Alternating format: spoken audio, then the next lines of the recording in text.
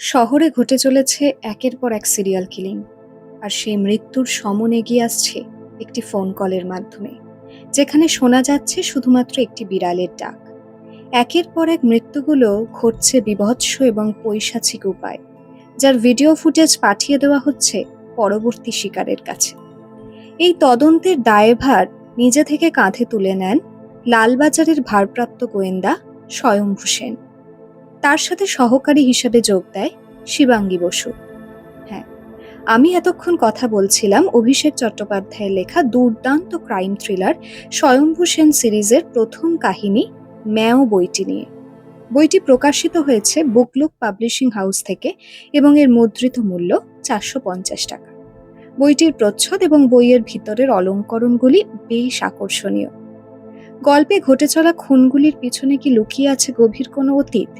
4 বন্ধু, অরুণা, দিয়া, সুস্মিতা, মৃত্তিকা, খুনির একের পর এক শিকার হতে চলেছে কি এরাই, নাকি রয়েছে আরো অন্য কেউ?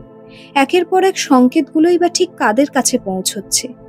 এই গল্পে বারবার বিড়ালের ভয়াবহ কান্নার ডাকের তাৎপর্যই বা কি? গল্পটির প্রেক্ষাপট কি কলকাতায়, নাকি অন্য কোথাও, যেখানে সুদূর অতীতের কোনো দুর্বিষহ ঘটনার সাথে জড়িয়ে আছে বর্তমানের ভয়ঙ্কর পরিণতি? এই সব প্রশ্নের উত্তর পেতেই অবশ্যই দেরি না করে পড়ে ফেলুন এই বইটি।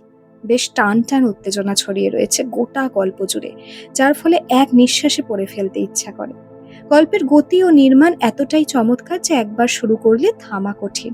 প্রত্যেকটি চরিত্রের কাঠামো সুন্দরভাবে বিশ্বাসযোগ্য করে তুলেছেন লেখক, এবং গল্পের নিরিখে চরিত্রগুলির প্রয়োজনীয়তা ভীষণভাবে জাস্টিফাইড। গল্পটির প্লটের সাসপেন্স ও ইন্টেন্সিটি গল্পটিকে অন্য মাত্রা দিয়েছে। তবুও বলবো, কিছু কিছু চরিত্রের প্রকাশ যদি প্রথম থেকেই এতটা স্পষ্ট না হয়ে তাদের কাজকর্ম ও চরিত্রের স্তরগুলো ধীরে ধীরে উন্মোচিত হতো, তাহলে গল্পটির সাসপেন্স আরো দ্বিগুণ মাত্রায় বজায় থাকতো। আজ এই পর্যন্তই। ভালো থাকবেন, বই পড়বেন, আর ভিডিওটি ভালো লাগলে অবশ্যই পাশে থাকবেন বুক গেজিং এর। বুক গেজিং, শব্দের পাতায় দৃষ্টির বিশ্রাম।